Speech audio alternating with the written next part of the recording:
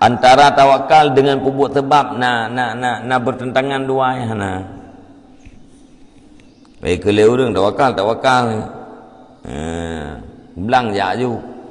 Na menentang derajat belang tawakal hana menentang. Tawakal taboh sago, pupuk sebab taboh sago. Kama tak yutawahamu sebagaimana barang yang terkadang-kadang diwahamkan orang. Nah orang yang berwaham gebeki bahawa munyaka tawakal nyan hanjit pupuk sebab li. Munyaka kata tawakal nyan hana jauh belang berarti. Hana jauh beli, hana jauh kudai, hana jauh laut. Munyaka manteng jauh belang, yang hana tawakal. Nah orang waham menan. Nyan salah. Bal huwa aidan ma'murun bih, tetapi dianya asbab, dianya masuk dalam asbab itu diperintahkan dengannya pula. Paina menentang pupuk sebabnya diperintah tidak bagainya. Ya, pupuk sebab diperintah tidak.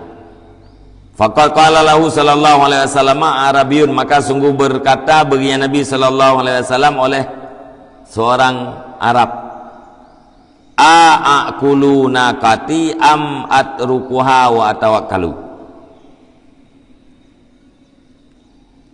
Ikele Arabi ba Nabi puikeun, adakah aku ikat akan untaku atau aku tinggalkan akan dianya unta, wa tawakkalu, dan aku tawakal.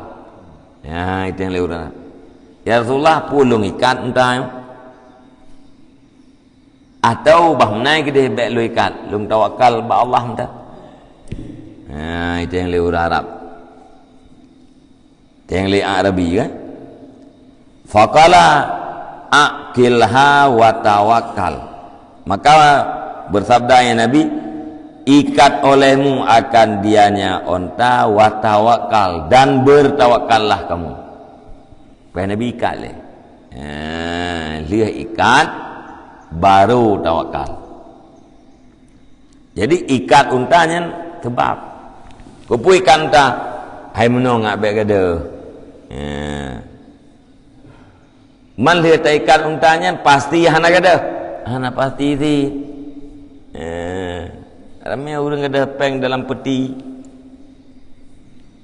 duduk dalam kamar duduk dalam rumah duduk dalam lampuh na pintu gerbang peng dalam peti gede. Jadi watekat-tekatnya hana mesti kana gede nyainan tawakal.